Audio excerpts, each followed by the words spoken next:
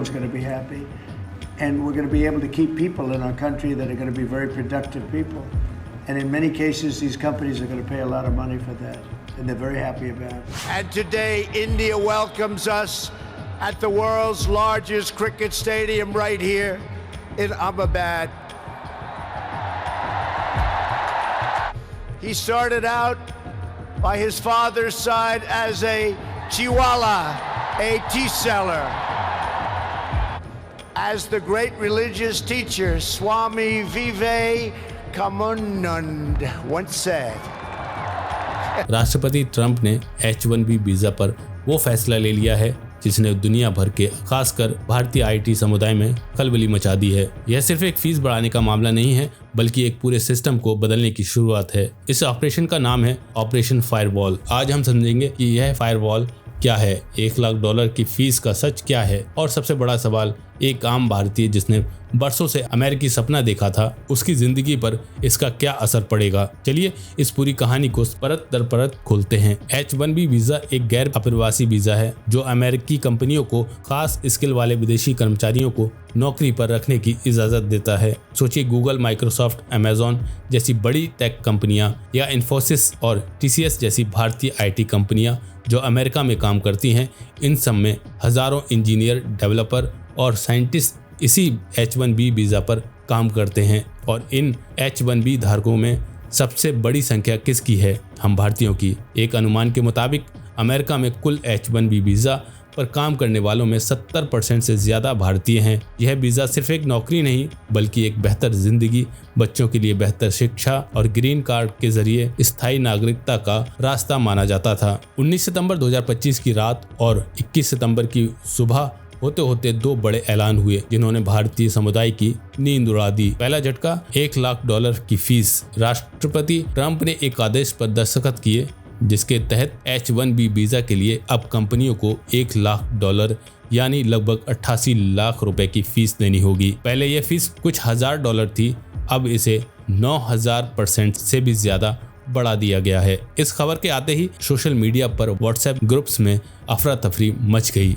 जो लोग भारत में छुट्टियां मना रहे थे या किसी काम से बाहर थे, उन्हें लगा कि अब वे वापस अमेरिका नहीं जा पाएंगे। बड़ी बड़ी कंपनियों ने अपने कर्मचारियों को तुरंत अमेरिका लौटने के लिए ईमेल भेजे। यह सुनकर लोगों ने थोड़ी राहत की सांस जरूर ली, लेकिन एक बात साफ हो गई, भविष्य में H1B का रास्ता अब आम कंपनियों और मध्यम वर्गीय भारतीयों के लिए लगभग बंद हो गया है। फीस की खबर के साथ ही अमेरिकी श्रम विभाग ने प्रोजेक्ट फायरवॉल लॉन्च करने का ऐलान किया। यह सिर्फ एक नियम नहीं बल्कि एक पूरा अभियान है जिसका मकसद है अमेरिकी नौकरियों को विदेशी कर्मचारियों से बचाना। For too long, Washington politicians have stayed silent as employers abused H-1B visas under President Trump. This is coming to an end. Today, the Department of Labor is proud to launch Project Firewall.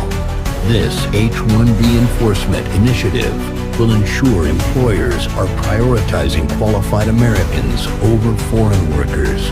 It's all part of our commitment to end decades of America Last policies and put the American worker first.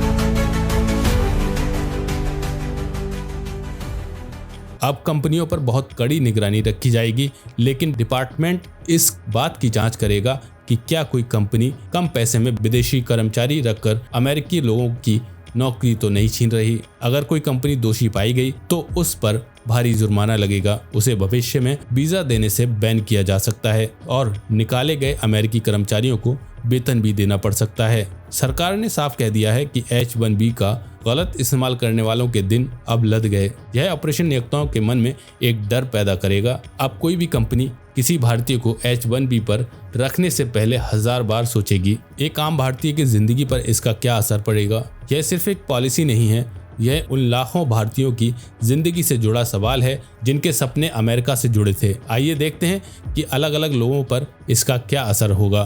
कल्पना कीजिए एक भारतीय छात्र की जिसने लाखों का loan लेकर America की टॉप यूनिवर्सिटी में एडमिशन लिया। उसका सपना था कि पढ़ाई पूरी करके F1 वीज़ा से OPT पर काम करेगा और फिर H1B वीज़ा लेकर यहीं सेटल हो जाएगा। अब $1,00,000 की फीस के बाद कितनी कंपनियां एक फ्रेशर को स्पॉन्सर करने का जोखिम उठाएंगी, उसका भविष्य अब अनिश्चित है। भारत में बैठा एक अनुभवी सॉफ्टवेयर इंजीनियर जो 5-10 साल से अमेरिका जाने की तैयारी कर रहा था, उसके लिए अब दरवाजे लगभग बंद हो गए हैं। छोटी और मिड साइज कंपनियां इतनी भारी फीस नहीं दे पाएंगी। सिर्फ गूगल या अमेजॉन जैसी बड़ी कंपनियां ही शायद यह खर्चा उठा पाएं, लेकिन वहां भी अब पहले से ज़्यादा जांच होगी।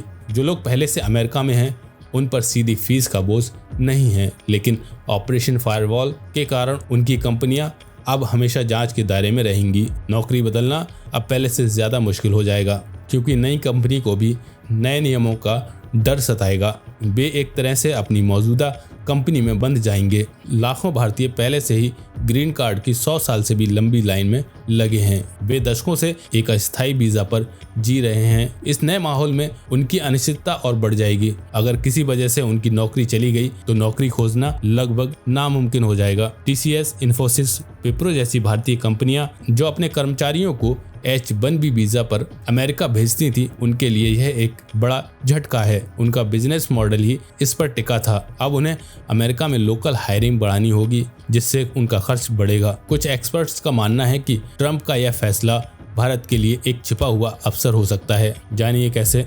जो टैलेंटेड भारतीय अब अमेरिका नहीं जा पाएंगे, वे भारत में ही रहेंगे। इससे भारत का अपना टेक इकोसिस्टम मजबूत होगा। अमेजॉन, गूगल जैसी बड़ी कंपनियां अब भारत के बेंगलुरु, हैदराबाद और पुणे जैसे शहरों में अपने ग्लोबल कैपेबिलिटी सेंटर का और विस्तार कर सकती है। वे अमेरिका में हायर करने के बजाय भारत में ही एक बड़ी टीम बना सकती हैं। भारत में और भी नए स्टार्टअप्स खुल सकते हैं, क्योंकि उन्हें वर्ल्ड क्लास टैलेंट अब आसानी से मिल जाएगा। तो एक तरफ जहां अमेरिकी सपना टूट रहा है, वहीं दूसरी तरफ इंडियन ड्रीम को मजबूत करने का एक मौका भी बन रहा है। दोस्तों, आज का दिन भारतीय पेशेवरों के लिए एक बैकअप कॉल है। हाउडी मोदी और नमस्ते ट्रंप जैसे बड़े इवेंट्स दोस्ती की तस्वीरें तो बना सकते हैं, लेकिन वे किसी देश की घरेलू नीतियों की गारंटी नहीं दे सकते। H-1B पर लगा यह फायरवॉल हमें सोचने पर मजबूर करता है। क्या हमें सिर्फ एक देश के सपने पर अपनी पूरी जिंदगी दांव पर लगानी चाहिए? भारत सरकार को अब अपने टैलेंट को देश में ही